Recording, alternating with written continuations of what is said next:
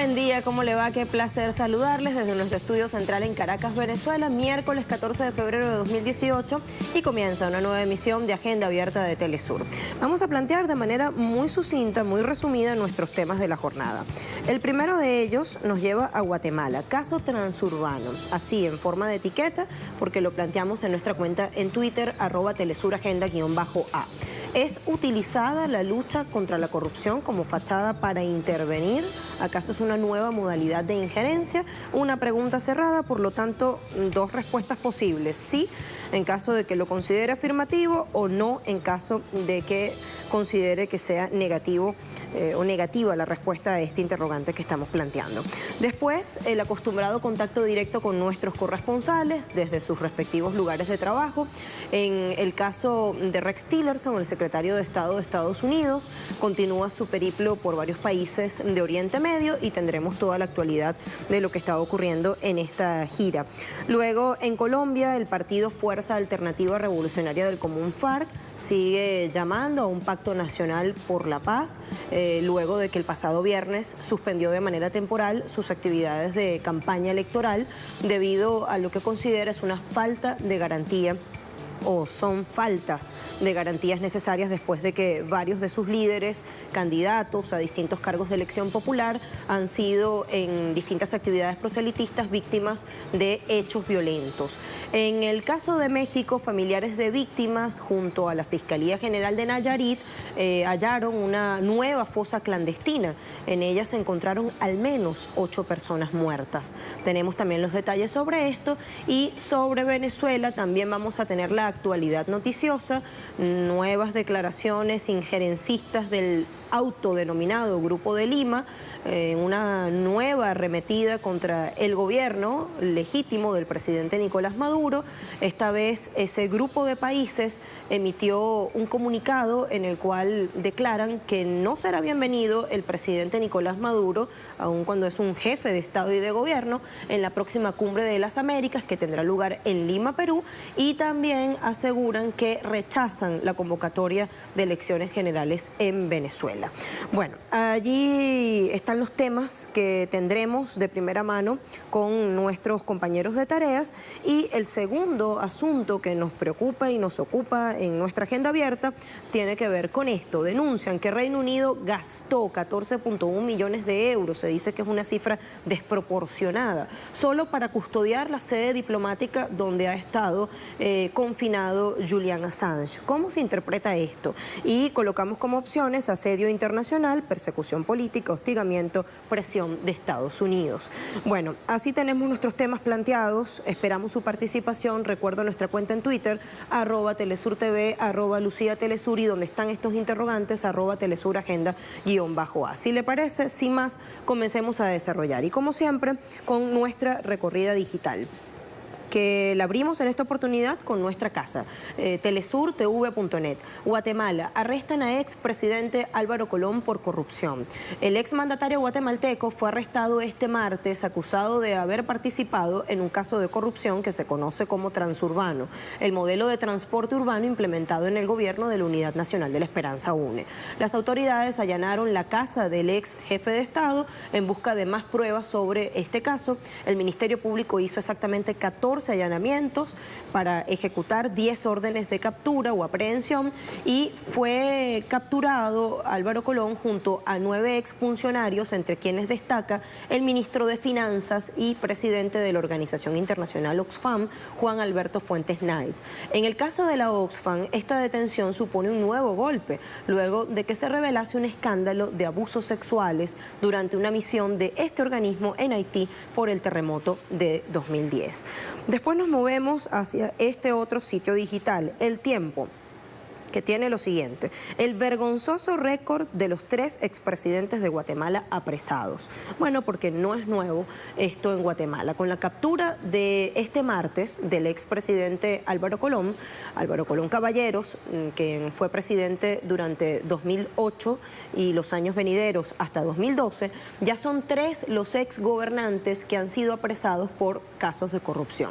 Colón, de 66 años de edad, fue señalado de la posible comisión del delito de peculado y fraude por orquestar un proceso fraudulento para sustraer del erario público de Guatemala dinero con el que se pretendía impulsar un nuevo modelo de transporte público conocido como transurbano. Mientras que Otto Pérez Molina, quien estuvo al frente de la presidencia desde 2012 hasta 2015, está siendo procesado por varios casos, y en el caso de Alfonso Portillo, quien estuvo en la presidencia desde 2000 hasta 2004, purgó prisión en Estados Unidos por lavado de activos, por lavado de capitales. En el caso del comercio, tiene el título informativo siguiente: presidente de Oxfam Internacional entre los detenidos en Guatemala, que ha sido un punto que ha llamado mucho la atención a la prensa. Fuentes Knight, nombrado presidente de Oxfam Internacional el 10 de abril de 2015, con la idea de volver a la organización una confederación más global, dinámica e influyente, estudió economía en la Universidad de Toronto e hizo un doctorado en la Universidad Sussex. También fueron capturados los exministros Salvador Gándara Gaitán, de Gobernación, Ana Francisca del Rosario Ordóñez, Educación, Abraham Valenzuela, quien estaba en la cartera de Defensa, Edgar Alfredo Rodríguez en la de Trabajo, Óscar Velázquez en la de Economía, Celso David Cerezo Mulet en Salud y Jerónimo Lancerio Chingo Cultura, Luis Alberto Ferraté en Ambiente.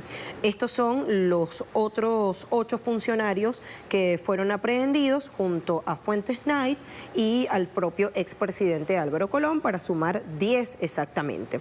Prensa Libre, medio de Guatemala, tiene en esta versión digital quiénes son los prófugos del caso transurbano. El Ministerio Público y la Comisión Internacional contra la Impunidad en Guatemala, conocida como CICIG, informaron durante una conferencia de prensa que Luis Gómez González, Rudy Leonel Maldonado Castillo, Luis Alfredo Alejos Olivero y Mario Roberto Aldana Pérez están pendientes de ser capturados. La investigación reconstruye y examina los mecanismos legales fraudulentos usados por funcionarios públicos y privados para lograr la sustracción de exactamente, y aquí vemos la cantidad, 35 millones de dólares del Estado de Guatemala. Velázquez sostuvo que Colón intervino, es decir, el encargado de la CICIG, intervino personal e institucionalmente para la aprobación de un acuerdo que permitió la fraudulenta operación millonaria para la compra de autobuses procedentes de Brasil y la implementación de un sistema prepagado. Aclaro que esto lo dijo o lo declaró el director de la Comisión Internacional contra la Impunidad de Guatemala, CICIG, este hombre de nacionalidad colombiana de apellido Velázquez. En el caso del Ministerio Público guatemalteco, en su cuenta oficial de Twitter, muestra los rostros de las personas que fueron capturadas el día de ayer, las que todavía quedan por aprehender, las que están fuera del país, es decir, prófugas de la justicia, y quienes fueron citados a declarar, quienes fueron llamados a declarar. En el caso de quienes están fuera del país, tienen la posibilidad de regresar y ponerse a la orden de la justicia. En caso de que no lo hagan, sí estarían en esa condición de prófugos de la justicia. Según la investigación del Ministerio Público y la CICIG, al menos 35 millones de dólares fueron sustraídos al Estado para poner en marcha el referido proyecto. Tenemos acá la cifra otra vez y allí la imagen de las personas que decíamos que tiene el Ministerio Público en su cuenta en la referida red social. Ahora queremos revisar con detenimiento esto que tiene que ver con el caso transurbano y vamos a conocer algunos datos, pero precisamos hacer una pequeña pausa en nuestra agenda abierta y a la vuelta avanzamos con estos datos seguramente de su interés. Ya venimos.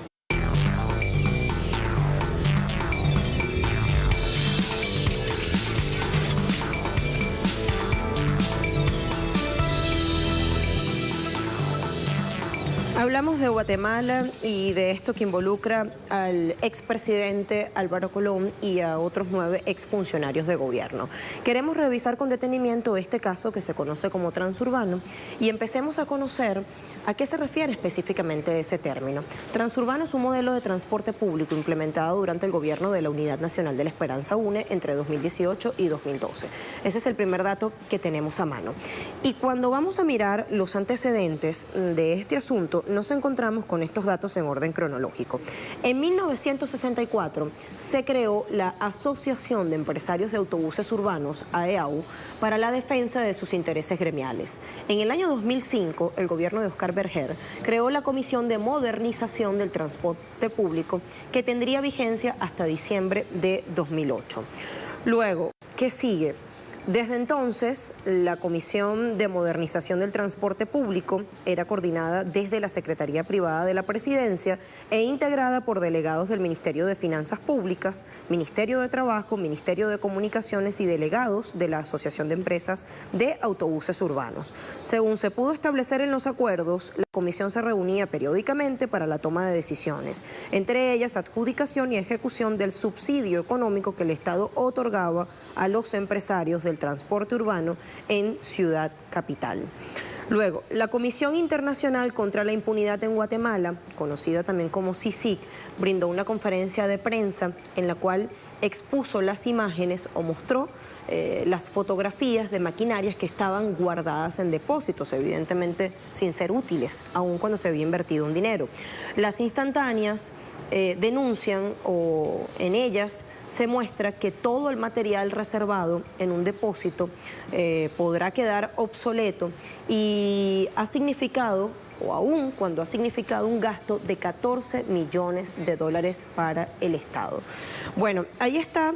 Surgen varias inquietudes. La principal la hemos planteado en nuestra pregunta Twitter a través de @telesuragenda_A, Guatemala, caso transurbano, y acá la tenemos. ¿Es acaso utilizada la lucha contra la corrupción como fachada o como mampara para intervenir? ¿Podría ser considerada la lucha contra la corrupción, que en este caso tiene como bandera a una comisión en la cual o en cuya creación tiene las manos metidas Estados Unidos y Naciones Unidas, como nueva forma de injerencia, de intromisión en asuntos internos para quitar y poner fichas a conveniencia política? Bueno, sí, no, la gran mayoría de quienes han votado a esta hora, 81%, 19% cree que es negativa la respuesta, que no es utilizada como fachada para intervenir.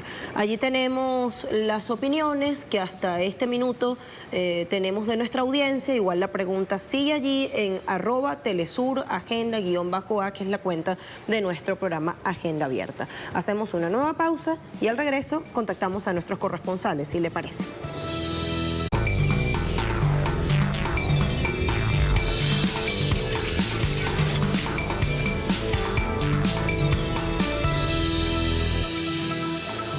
A esta hora en nuestra Agenda Abierta hablamos con nuestros corresponsales para tener novedades de varias informaciones que están allí sobre la mesa. La primera corresponsal en contactar es Francesca Emanuele desde Estados Unidos, que nos habla de los avances, de lo que se desprende de esta gira de Rex Tillerson por Oriente Medio ahora. Francesca. Muchas gracias. Pues el secretario de Estado Rex Tillerson ha dicho que si los miembros de la coalición que luchan contra el autodenominado Estado Islámico no ayudan a reconstruir Irak, pues se arriesgarán a ver cómo el grupo terrorista vuelve a ocupar el país. Tillerson lo dijo en una conferencia en Kuwait, celebrada precisamente para hablar de la reconstrucción de Irak. Allí llamó a la inversión en este país y aseguró que el Banco Export-Import de Estados Unidos facilitaría el financiamiento de 3.000 millones de dólares para bienes y servicios, lo que desde luego está muy lejos de los alrededor de 88.000 millones de dólares que necesita Irak para restaurar la red de agua y otros servicios destruidos por el llamado ISIS, pero también por la guerra posterior a la ocupación estadounidense. Recordemos que el pasado diciembre se recuperó todo el territorio en Irak que el autodenominado Estado Islámico tenía bajo su poder, y que según cálculos en total se habría recuperado un 98% de los territorios que ISIS había secuestrado tanto en Irak pero también en Siria. Y hablando de Siria, Tillerson prometió 200 millones de dólares para apoyar a que los sirios vuelvan a los espacios liberados de la presencia de ISIS. Además, aseguró que Washington seguirá apoyando a las milicias sirias, conocidas como los rebeldes sirios, quienes luchan con Estados Unidos supuestamente para derrotar a ISIS, pero también libran una guerra para derrocar al presidente sirio Bashar al-Assad. Gracias, Francesca. Y ahora vayamos con nuestro corresponsal José Manuel Jiménez, quien nos habla de la situación en Colombia, sobre todo las solicitudes que está haciendo el partido FARC, que ha denunciado en varias ocasiones una violencia sistemática en sus actividades proselitistas o de campaña electoral contra varios de sus candidatos. Por ello han suspendido temporalmente su campaña y han dicho, bueno, llamamos a un pacto nacional por la paz para poder continuar en este periodo electoral. José Manuel. Saludos, compañeros. El 7 de febrero de 2013 llevó a cabo un atentado contra el Club El Nogal. 15 años después y un año de trabajo le ha costado al partido político de las FARC y a las víctimas del Nogal concretar reuniones para hablar sobre lo sucedido en el 2003, para escuchar la verdad de la boca de las FARC y para también que las FARC escuchen la verdad de las víctimas. Hoy, en una rueda de prensa ofrecida por las partes, han dicho que ha sido un trabajo complejo, difícil, pero lo importante es escucharse antes de juzgar. Ese es un mensaje que le envían a la sociedad colombiana para la reconciliación. Todo esto enmarcado en una crisis política, en una persecución política que se le adelanta al partido de las FARC durante las últimas semanas y que ha llevado a este partido a suspender su campaña política en diferentes regiones del país, debido a que luego de la firma del acuerdo final con el gobierno nacional han sido asesinados 50 de sus integrantes. Y el gobierno nacional no ha podido tomar medidas certeras, serias y contundentes para garantizar el derecho a ejercer la política por parte de este partido político. Por último, las víctimas también han pedido a los paramilitares dar razón por qué supuestamente se reunían en el Club del Nogal para concertar operaciones militares junto a miembros del gobierno para contrarrestar a la insurgencia en diferentes regiones del país. La verdad cuesta, la verdad duele, la verdad toma tiempo. Es el mensaje de las víctimas para la reconciliación del país. Gracias, José Manuel. Ahora vayamos a México. Víctimas de desapariciones forzosas, de persecución política, incluso familiares de víctimas de asesinatos junto a la Fiscalía General de Nayarit en México han hallado una nueva fosa clandestina y allí en principio encontraron los cuerpos de al menos 8 personas muertas, evidentemente. Tenemos los detalles a esta hora con Eduardo. Eduardo.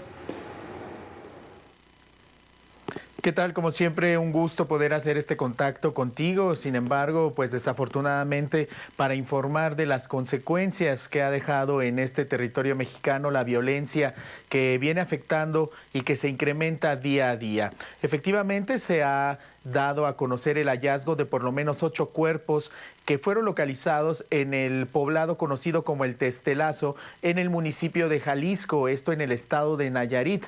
Esta situación la dieron a conocer el colectivo Familiares Unidos, este colectivo que agrupa a familiares precisamente de personas desaparecidas y que se han dado a la tarea de buscar a sus seres queridos por su cuenta en distintos poblados y en zonas en donde el crimen organizado se ha exacerbado o digamos ha hecho presencia de manera más importante y donde también hay algunos indicios o pistas que les permiten realizar una búsqueda o que les llevan a realizar una búsqueda en ese lugar. En este caso han informado que el pasado 9 de febrero fueron encontrados 8 cuerpos que tendrían enterrados en esta fosa clandestina entre 7 y 8 meses. Ellos dieron aviso a las autoridades, quienes ahora ya están realizando las investigaciones pertinentes para poder identificar a estas personas que fueron encontradas ya en un estado de muy avanzada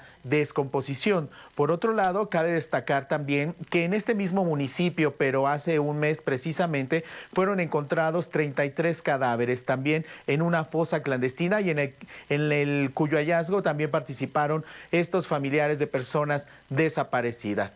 Cabe destacar también que esta situación de las fosas se ha ido multiplicando por todo el territorio mexicano. Al cierre de 2017, por ejemplo, en el estado de Veracruz se encontraron más de 300 fosas clandestinas y también se ha dado conocimiento por parte de la autoridad que esto es un fenómeno que está es un fenómeno creciente. Además, por otro lado, puedo decirte que la Procuraduría General de la República ha reconocido que existen más de 200 fosas que se han generado desde 2006 hasta la fecha. Sin embargo, la Comisión Nacional de Derechos Humanos ha señalado que existen más de 1.100 fosas que se pudieron haber generado en el mismo periodo que tiene la Procuraduría General de la República. Así la situación en este país, donde la violencia deja resultados como ese y donde también todavía están de manera oficial cerca de 26,000 personas desaparecidas. Hay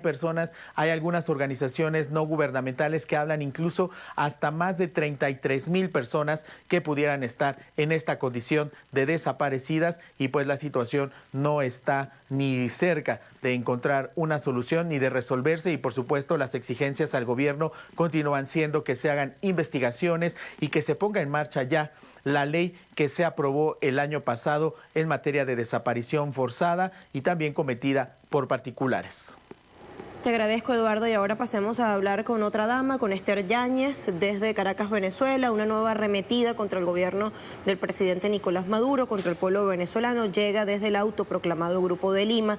¿Qué están diciendo? ¿Qué está contenido en un comunicado que emitieron luego de una reunión reciente? Nos cuenta nuestra corresponsal, Esther. Sí, ¿qué tal? Muy buenos días, Lucía. Bueno, efectivamente el Grupo de Lima ha vuelto a arremeter contra Venezuela, en esta ocasión después de una reunión en Lima, en la capital peruana, y desde allí emitieron un comunicado en el que dijeron varias cosas, entre otras, por ejemplo, que Nicolás Maduro no es bienvenido a la Cumbre de las Américas que va a celebrarse en ese país el próximo mes de abril. De nuevo volvieron a rechazar las elecciones porque aseguran que no son democráticas, libres, que carecen de legitimidad. Incluso le pidieron al gobierno que reconsiderase el calendario y el cronograma electoral. Todo esto después de que el Grupo de Lima y la oposición venezolana en reiteradas ocasiones pidiesen unas elecciones presidenciales en Venezuela. Lo cierto es que ahora que existen estas elecciones presidenciales en Venezuela, ellos las rechazan sin un motivo concreto, no explican por qué consideran que no van a ser libres y democráticas. A todo ello, como sabemos y como estábamos contando también los últimos días, hay que sumarle la gira que el secretario de Estado estadounidense Rex Tillerson ha hecho por varios países amigos de Estados Unidos en Latinoamérica, entre ellos Perú, y desde allí pidió varias cosas. Insinuó una intervención militar en América Latina y también habló de nuevas sanciones, incluso un embargo petrolero para Venezuela. Bueno, en todo este contexto es que habla el Grupo de Lima, y en todo este contexto es que Venezuela responde. ¿Cómo responde? Responde sobre todo con ese cronograma electoral pedido por varios actores, no solo nacionales sino también internacionales, y recordemos que ahora Venezuela, de fronteras para adentro, entonces está preparándose en lo que ya es una campaña preelectoral. Es importante señalar cómo el Consejo Nacional Electoral ya ha dado todo ese cronograma. Lucía, por ejemplo, ahora del 10 al 20 de febrero, bueno, está siendo las jornadas de registro electoral en la región. También el 26 y 27 de febrero, muy cercano, va a ser la postulación, la presentación de los postulantes ante la Junta Nacional, y la campaña electoral será del 2 al 19 de abril. Aparte, el máximo órgano electoral de Venezuela señaló que habrá 15 auditorías para estas elecciones presidenciales para que sean unos comicios transparentes y confiables donde los venezolanos manifiesten su voluntad. Me parece importante también señalar, Lucía, cómo frente a esas agresiones de injerencia internacional para conformar esta matriz de opinión negativa contra Venezuela, ante estas amenazas de nuevas sanciones y embargo petrolero por parte de Estados Unidos, Venezuela responde desde el interior con lo que va a ser, por ejemplo, un nuevo mecanismo para tratar de evitar esas sanciones económicas que están bloqueando financiera y comercialmente al país. Estoy hablando, por supuesto, del petro, la nueva criptomoneda venezolana, de la que no puedo dejar de hablar porque, recordemos, Lucía, el próximo 20 de febrero será la preventa. Primero recordemos que va a ser una preventa privada y más tarde se lanzará al público. Recordemos, el petro es la única criptomoneda del mundo que está respaldada por las reservas de oro, petróleo, gas y diamantes del país, y que además va a estar regulada por el Libro Blanco del del Petro, donde quedarán registradas todas las condiciones de emisión de esta criptomoneda, también su funcionamiento y todo su respaldo. Así que, Lucía, bueno, estas son las respuestas del gobierno venezolano frente a lo que consideran una nueva injerencia internacional. La última, las declaraciones de la pasada jornada del Grupo de Lima. Lucía. Gracias, Esther, y el agradecimiento para nuestros 4 corresponsales de hoy, Francesca Emanuele, José Manuel Jiménez, Eduardo Martínez y Esther Yáñez, esta última desde Caracas, Venezuela, como le escuchábamos. Hacemos una pausa en Agenda Abierta y a la vuelta revisamos otras informaciones. Acompáñenos.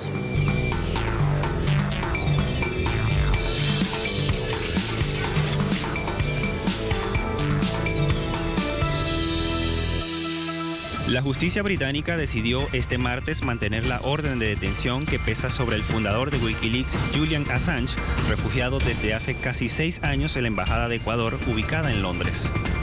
El tribunal londinense de Westminster, que rechazó el pasado 6 de febrero levantar la orden de detención, desestimó el recurso presentado por la defensa de Assange, sobre la que la orden de arresto no suponía ningún interés para Reino Unido. Los abogados del fundador de Wikileaks sostuvieron que la decisión del tribunal va en contra de los intereses de la justicia y representa un castigo desproporcionado. Julian Assange teme que su arresto pueda llevar su extradición a los Estados Unidos, donde sería juzgado por la divulgación en 2010 de archivos militares clasificados y comunicaciones diplomáticas estadounidenses a través de su portal Wikileaks. Hoy en Agenda Abierta analizamos cómo ha sido la persecución política que ha recibido el periodista y programador australiano, quien ha denunciado que ha sido hostigado en varios países por publicar la verdad. Vayamos entonces a medios y comenzamos con France 24. Justicia británica mantiene la orden de arresto contra Julian Assange. Fue justo la noticia del día de ayer. Assange, de 46 años de edad, ha estado en la Embajada de Ecuador desde 2012, pese a que Naciones Unidas considera su detención como arbitraria e irracional de parte de las autoridades británicas. Embajada ecuatoriana en territorio británico. El pasado 6 de febrero se celebró otro juicio en que se discutían 4 puntos presentados por la defensa del periodista, entre ellos la suspensión de la orden de aprehensión. Para entonces, la justicia británica también ratificó la decisión. Pese a esto, el gobierno de Ecuador confirmó que mantendrá la protección internacional de Assange, aun cuando el presidente Lenín Moreno ha dicho que significa una piedra en el zapato, pero ciertamente ha dicho que se va a mantener la medida de protección. Tras haberse conocido esta información, el propio Julian Assange se manifestó a través de su cuenta en Twitter, @JulianAssange, y escribió que está sorprendido. Sostuvo que la jueza estuvo muy fuera de lo que las partes presentaron en la corte. Esto parece haber dado lugar a muchos errores factuales de facto. De hecho, en el juicio, el Departamento de Justicia de Estados Unidos confirmó ayer a Reuters que su caso está en curso. Hay 3 meses para apelar a la decisión de los jueces. Así se daba a conocer en una de las cuentas del fundador de Wikileaks en Twitter. Luego miramos en Telesur algunas claves que nos parecen relevantes. Conocer por qué Assange es un asilado diplomático.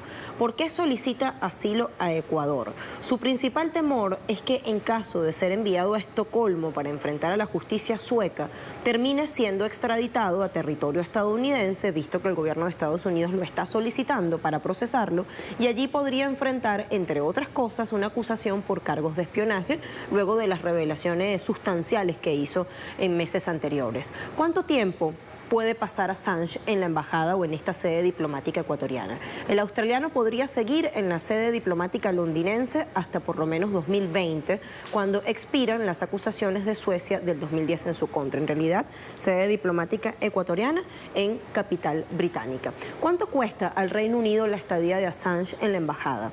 Desde que ingresó a esta sede en el edificio de ladrillos de Hans Crescent, ubicado en el exclusivo barrio londinense de Knightsbridge, Scotland Yard mantenía vigilancia policial durante las 24 horas del día para evitar que el australiano escapase de ese lugar. En 2015 revisó la política de seguridad el gobierno de Reino Unido al considerar que era desproporcionada, pues para entonces tuvo un costo estimado de 14.1 millones de euros en total. Ahora, sumamos otros datitos, algunas fechas que nos resultan también claves, importantes en esta saga judicial que ha librado el fundador de Wikileaks, Julian Assange, y que está librando en gerundio. 26 de julio de 2010, la web de filtraciones Wikileaks publica exactamente 70.000 documentos militares en colaboración con distintos medios internacionales. A finales de octubre saca a la luz otros 400.000 documentos relativos a la guerra de Irak que comenzó Estados Unidos. 28-29 de noviembre, la prensa comienza a publicar parte de los 250.000 cables diplomáticos estadounidenses revelados por Wikileaks. Primero se publican en este portal que funda Julian Assange y luego la prensa se hace eco de esa información y así comienza a rodar por el mundo entero, generando varios escándalos. 7 de diciembre, Assange se entrega a la policía británica en Londres. Tras permanecer durante 9 días en prisión, el australiano obtiene libertad condicional y se instala bajo estricto control judicial en casa de uno de sus amigos en el noreste de Inglaterra. El 19 de junio de 2012 es la fecha que sigue en la cronología que presentamos. Durante ese día, Assange se refugió en la Embajada de Ecuador en Londres y pidió asilo político para evitar su extradición. Y así ocurrió a partir de ese momento, porque el 16 de agosto Ecuador le concedió ese asilo político solicitado. Es más bien a partir del 16 de agosto cuando empieza ese estado de confinamiento que tanto ha afectado su salud. Reino Unido decía que denegaría el salvoconducto para que pueda salir del país. En efecto, no ha podido hacerlo. 14 de noviembre de 2016, Assange es finalmente interrogado por vez primera por la justicia. Un fiscal ecuatoriano lo interroga durante 2 días en presencia de una magistrada sueca. El 12 de enero de 2017, Assange se dice dispuesto a ser extraditado a territorio estadounidense en caso de que Washington libere a Chelsea Manning. Es decir, hay un condicionamiento. Chelsea, condenada por haber transmitido más de 700.000 documentos confidenciales a Wikileaks y hoy día en libertad. 17 de mayo de 2017, Chelsea Manning, la ex soldado, sale de la cárcel tras ser indultada por el anterior presidente Barack Obama. Lo que decíamos en la actualidad, en libertad. 6 de febrero de 2018, una jueza británica mantiene la orden de detención contra Assange por haber violado los términos de su libertad condicional cuando se refugió en la embajada ecuatoriana. El gobierno ecuatoriano anuncia que mantiene su protección aun cuando ha habido cambios en la presidencia de la República, y esta había sido una política innegociable del presidente Rafael Correa. El sucesor, Lenín Moreno, ha dicho que mantendrá la protección para el fundador de Wikileaks, aun cuando también se le escuchaba decir que era una piedra en el zapato. Pasemos a analizar. Jorge Martín, editor de la página o del sitio web Marxist.com, integrante de la revista América Socialista, hoy nos acompaña en nuestra agenda abierta para que tengamos otras perspectivas, otras aristas, para que sumemos datos sobre esto desde el análisis. ¿Cómo está? Hola, buenos días, buenas tardes. Sí, la resumen que ustedes hicieron del caso de Julian Assange es bastante completo, ¿no? Lo que sucedió ayer en Londres es que una juez determinó que no existía un caso de detención arbitraria contra Julian Assange, y eso reforzaba la decisión que se había tomado una semana anterior de otro juez británico que planteó que la orden de arresto, la orden de detención contra Julian Assange seguía teniendo validez. Ayer la juez también comentó sobre una decisión anterior del grupo de trabajo sobre la detención arbitraria de las Naciones Unidas, que hace aproximadamente un año había determinado que Julian Assange se encontraba en situación de detención arbitraria, ¿no? Y la juez ayer dijo con argumentos totalmente espurios que eso no era así, que Julian Assange tenía acceso a la luz del día, sacó un par de fotos que tenían de él en el balcón cuando se dirigía a sus seguidores, que por lo tanto eso ya era suficiente acceso al sol, a la luz del día, y que por lo tanto no era una detención arbitraria. Eso es realmente totalmente escandaloso, ¿no? Porque Julian Assange lleva prácticamente más de 6 años encerrado en ese edificio diplomático ecuatoriano, y eso ha tenido efectos bastante fuertes sobre su salud, ¿no? no puede salir de ese edificio, tiene acceso muy limitado a cualquier tipo de ejercicio, aparte de la presión psicológica que tiene de estar encerrado durante 6 años permanentemente en ese edificio. Además, las autoridades británicas claramente se están extralimitando en sus funciones, porque desde hace más de un año ya las autoridades suecas han decidido no perseguir el caso de las imputaciones que se hacen contra Assange en Suecia. Ellos han dicho que ha pasado ya mucho tiempo, que no tienen suficientes pruebas y que no es proporcional continuar con este caso gastando recursos en relación a la gravedad de los hechos de los que se le acusa. Es decir, en realidad los suecos, las autoridades judiciales suecas ya no están persiguiendo a Julian Assange. Ahora mismo se trata solamente de una cuestión de las autoridades británicas y del hecho de que Julian Assange obviamente violó las condiciones de su fianza en 2012 cuando se refugió en el edificio diplomático ecuatoriano.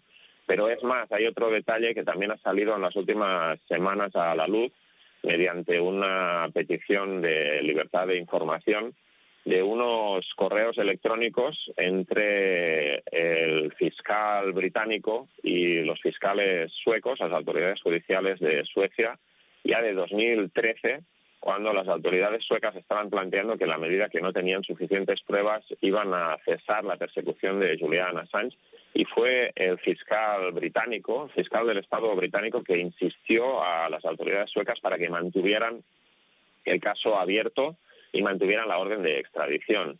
Eso, en mi opinión, demuestra claramente que el objetivo de todo esto no es juzgar a Assange en Suecia por un crimen que pudo o no haber cometido, sino más bien el objetivo claramente es de poder extraditarlo a Estados Unidos, donde además no se le ha imputado todavía ningún cargo. Obviamente cuando haya una extradición, entonces sí le van a imputar de espionaje, divulgación de secretos y demás, ¿no? Que son acusaciones muy graves en el Código Penal de Estados Unidos.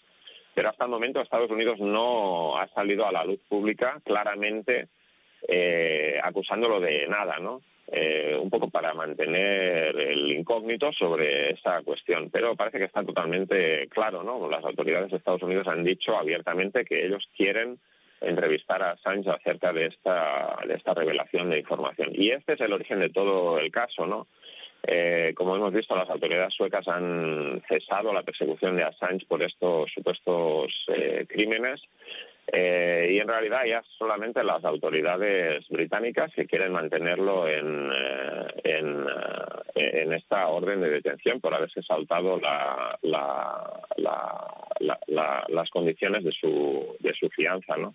A mí me parece que está bastante claro cuál es el motivo de todo esto, que es tratar de extraditarle a Estados Unidos por el daño que Julian Assange causó a la diplomacia y a los asuntos exteriores de Estados Unidos con la publicación de todos esos correos que demuestran los manejos ilegales y de injerencia imperialista de Estados Unidos en un montón de países del mundo, ¿no?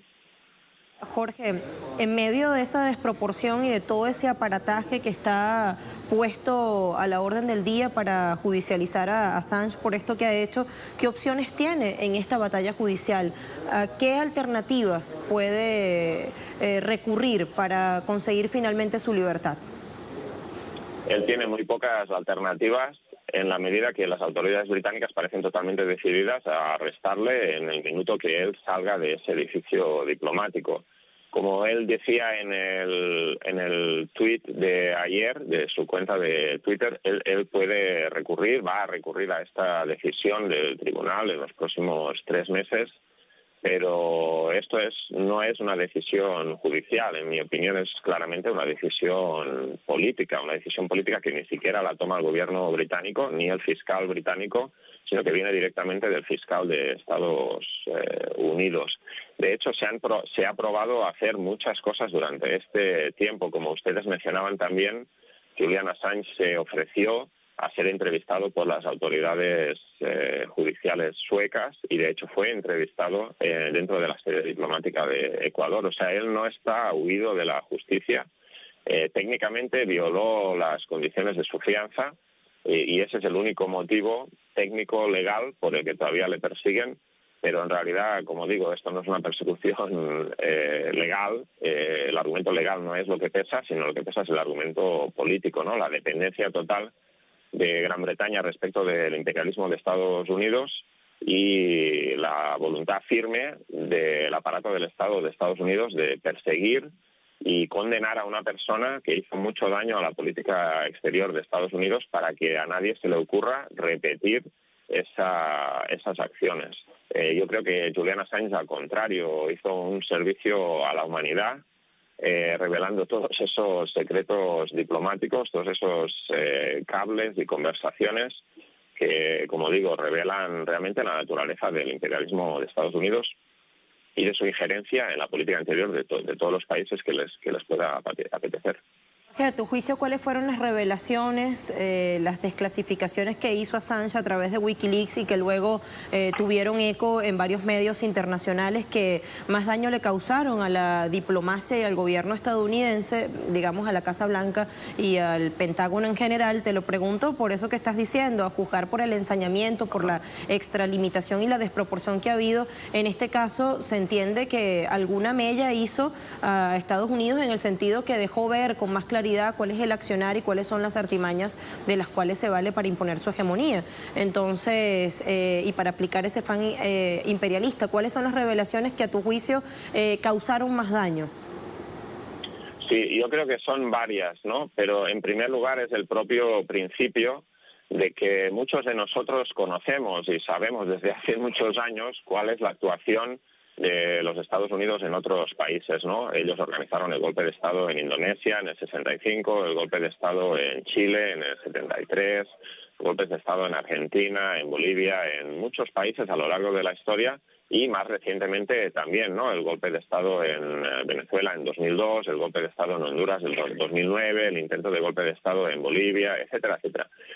Pero eso lo sabemos nosotros, los que estamos de parte de los oprimidos, de los pueblos del mundo que luchan por su liberación, de los trabajadores y demás, en contra del imperialismo. Pero una cosa es saberlo, una cosa es denunciarlo públicamente, otra cosa es tener las pruebas, es decir, la prueba fehaciente de que esto es así, de que ha habido un complot de Estados Unidos en cada uno de estos casos, ¿no? Entonces, desde el principio de secretismo, de la diplomacia secreta, que se ha violado y ellos no pueden permitir esto. Pero sí hay algunos casos en particular que son bastante graves y que explican el ensañamiento de Estados Unidos con Julian Assange.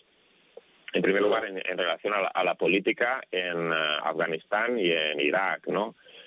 Todas las mentiras con las que se construyó la intervención imperialista en estos países, que ya habían sido refutadas en muchas otras fuentes, pero que quedaron totalmente refutadas en estos cables secretos, ¿no? Otro es el uso regular de tortura para extraer información de sospechosos en varios países, ¿no? El uso de terceros países, el programa que se llama de rendición, donde supuestos enemigos de Estados Unidos son detenidos en un país. En la medida en que en Estados Unidos no se permite la tortura, son trasladados a otro tercer país donde la CIA los interroga y los tortura libremente, sin ninguna relación con la ley de Estados Unidos, y extrae confesiones que obviamente pues no tienen ninguna validez, pero que son informaciones que le sirven a Estados Unidos para continuar con sus campañas. Y finalmente yo diría también gran parte de lo que salió sobre la intervención de Estados Unidos en América Latina, ¿no? Y en particular todas las relaciones de Estados Unidos, la embajada de Estados Unidos en Venezuela y la oposición golpista venezolana, ¿no? La financiación de estos grupos, la participación de funcionarios de Estados Unidos en la preparación del golpe de 2002 y otras intentonas golpistas. En realidad fue un golpe bastante duro a todo el secreto, a revelar, a sacar a la luz pública todos los detalles de cómo se produce la intervención imperialista de Estados Unidos en países con cuyas políticas no está de acuerdo, independientemente de la voluntad democráticamente expresada de los pueblos de estos países, ¿no? Gracias, Jorge. Muy valioso este recuento. En Twitter tenemos que ser muy precisos y hemos colocado esto en esa red a través de nuestra cuenta para promover la participación de quienes nos miran a esta hora o quienes están conectados al Twitter. Se denuncia que Reino Unido gastó 14.1 millones de euros para custodiar la sede diplomática en la cual está refugiado Julian Assange. ¿Qué significa esto o cómo se interpreta esto? Asedio internacional, 11% de los votos se condensa o se concentra en esa primera opción. 21% cree que persecución política, 17% hostigamiento y presiones de Estados Unidos, 51%, la gran mayoría de los votos a esta hora. Allí dejamos nuestra pregunta en Twitter y el agradecimiento para nuestro invitado Jorge Martín. Hasta pronto. Un saludo y gracias por tenerme en este programa. A usted por sus consideraciones a esta hora para nuestra agenda abierta.